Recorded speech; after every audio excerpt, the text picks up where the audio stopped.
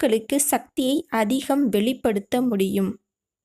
அந்த சக்தியை பயன்படுத்தி அந்த சக்தியின் மூலமாக தான் அவங்க இந்த பூமிக்கு வந்து அவங்களுடைய குடும்ப நபர்களை பார்க்க வருவாங்க. அவங்க குடும்ப நபர்களை பார்ப்பதன் மூலமா அந்த குடும்பம் நல்லா இருக்கணும் அப்படின்னு அவங்க ஆசீர்வாதம் செய்வாங்க.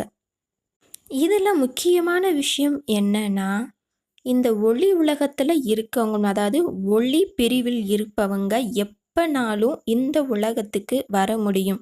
ஆனால் இருள் உலகத்தில் இருக்கிறவங்க மற்றும் இருளும் ஒளியும் கலந்த உலகத்தில் இருக்கிறவங்க இந்த அமாவாசை அன்னைக்கு மட்டும்தான் இந்த பூமிக்கு வர அவங்களுக்கு அனுமதி கிடைக்கும். இந்த காரணத்திற்காக தான் அமாவாசை அன்னைக்கு மட்டும் பித்ருக்கள், அதாவது இறந்தவங்க இந்த பூமிக்கு வர்றாங்க. மேலும் பல தகவல்கள் தொடரும்.